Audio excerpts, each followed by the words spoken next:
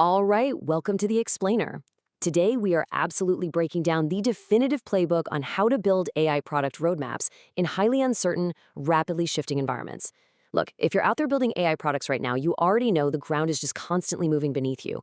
It's like trying to build a house during an earthquake. So how on earth do you make solid commitments to your stakeholders when you don't even know if the underlying model can actually do what you need it to do? Well, today, we are going to solve exactly that. Here is our cognitive map for this explainer. We're going to cover 1. AI roadmapping's core tensions. 2. Choosing your roadmap format. 3. Communicating uncertainty to stakeholders. 4. Dependency sequencing and shifts. 5. Real-world case studies. And finally, 6. 7 common roadmapping mistakes. Section 1. AI roadmapping's core tensions. Let's dive right in. Okay, I want you to really think about this quote because this principle grounds our entire masterclass today. A roadmap is a strategic communication artifact. It is not a crystal ball. Its real job is to align your people around a shared direction and to show exactly how small wins today are going to build a defensible, hard-to-replicate advantage tomorrow. And crucially, it needs to do this without locking your team into rigid plans that are going to be instantly obsolete the moment new information drops. Now, traditional product management already has this fundamental tug-of-war, right? Stakeholders want precise, locked-in dates, and product managers desperately want flexibility. But AI work? AI introduces 3 totally unique structural hurdles to this.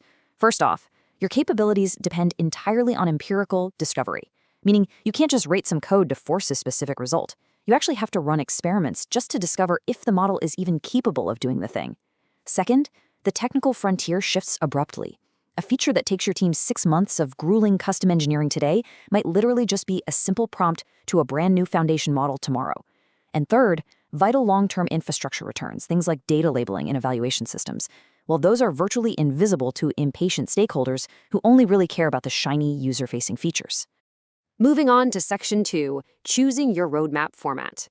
Listen to me carefully on this one because it's absolutely crucial. Never, and I mean never, use date-locked feature roadmaps for active AI development. That false precision you're giving, it is way more damaging than the honest uncertainty it's trying to hide. Instead, you need to select from these 4 dynamic formats based on your exact audience and your level of uncertainty. Now, next, later, outcome or theme-based, milestone-gated, and scenario-based. Let's actually zoom in and look closely at how the top 2 formats work in the real world. For your internal team's default view, that now, next, later timeline is just incredibly powerful. It encodes what we like to call epistemic humility, which, is really just a fancy academic way of saying we are completely honest about what we don't know. It firmly organizes work based on validated technical certainty rather than arbitrary calendar dates. So now is for work that is fully de-risked. You've run the tests, you know for sure the model can do it. Next is for work where discovery is actively underway. You're essentially saying, hey, we intend to build this, but it's totally contingent on our discovery results. And later, that is strictly directional intent. It tells everyone where you're heading, but it makes absolutely zero promises on exactly how or when you are going to get there. Now, when you are talking to your engineering team, the dependency here is totally non-negotiable. You have to use a milestone-gated roadmap that sequentially tracks your progress through these 4 rigorous quality gates. Instead of making up a date and saying, we're going to ship on October 1st, you say, we're going to ship when the model passes gate 2. It's a huge mindset shift. First up is feasibility confirmation. Then, quality floor achievement, which means your human evaluation is fully complete and it's hitting the actual benchmark. Next is production stability. This is usually proven in what we call shadow mode, where the AI just runs silently in the background of your live app so you can test its reliability without users actually seeing any weird results. And finally, gate 4, user trust validation, achieved through a super limited, careful rollout. By the way, if you miss a timeline here, it's not a failure. A slow progression through these gates is actually incredibly vital data. It's telling you that a specific quality threshold is just harder to reach than you anticipated. Section 3, communicating uncertainty to stakeholders. I see this all the time. The single most common failure for an AI product manager is just failing to communicate honestly about uncertainty. You absolutely have to stop speaking in probability distributions. Honestly, stakeholders hate it. It just sounds to them like you're guessing. Instead, start framing your conversations around these 3 strict levels of uncertainty. For your known knowns, go ahead and make standard, reliable commitments.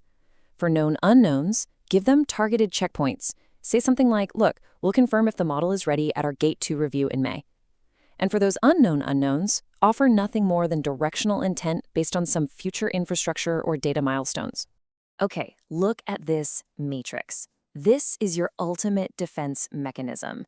Showing the exact same master roadmap to every single person in the company is a catastrophic error. You have to translate your strategy for each specific audience. Executives, they need outcome themes so they can see exactly how these investments compound into a real competitive advantage. Sales teams, they need super conservative ship dates for features that have actually cleared those quality gates. Seriously, never show sales pre-gate 2 capabilities or they are going to make promises to clients that you literally cannot keep. Engineering needs those milestone gates we just broke down.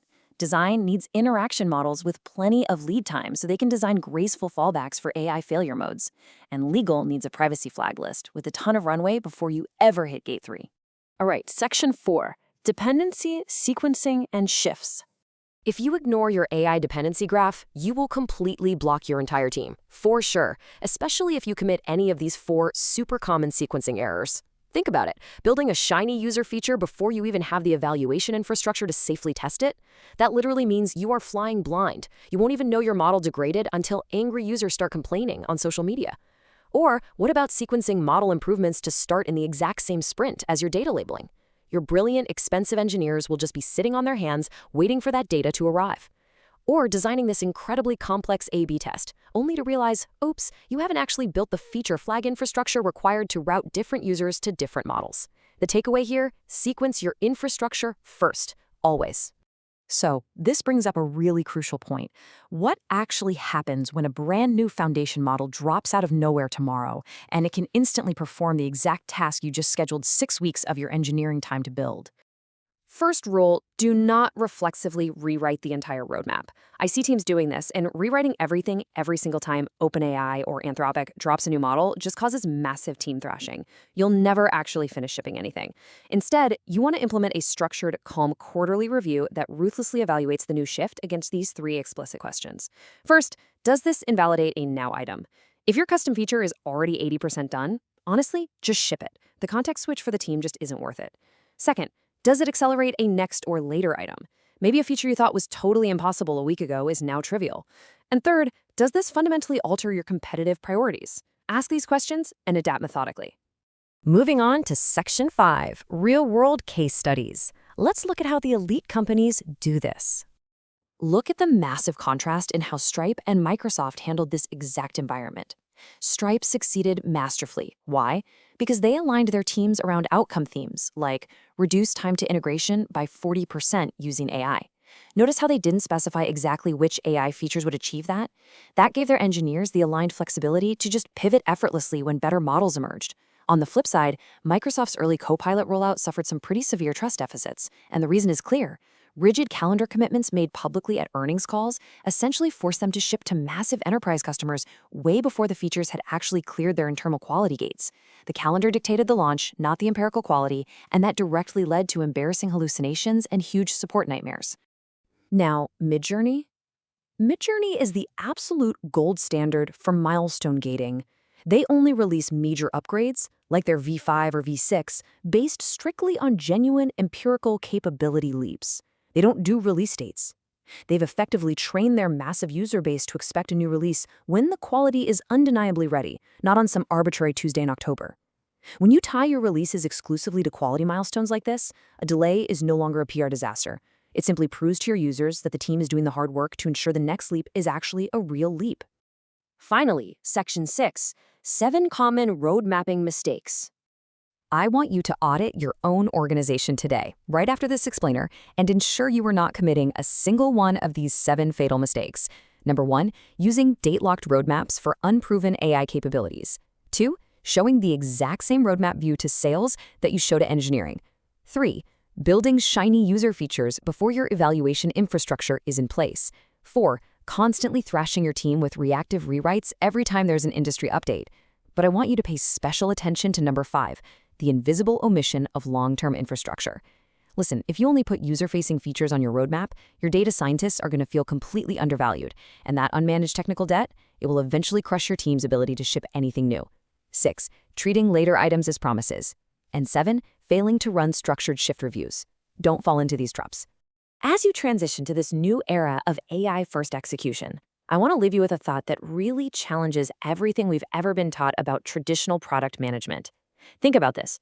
If your product roadmap literally vanished today and you had to rebuild the whole shebang from scratch tomorrow, would your next iteration be anchored to rigid, arbitrary calendar dates, or would it be built on honest, empirical quality milestones?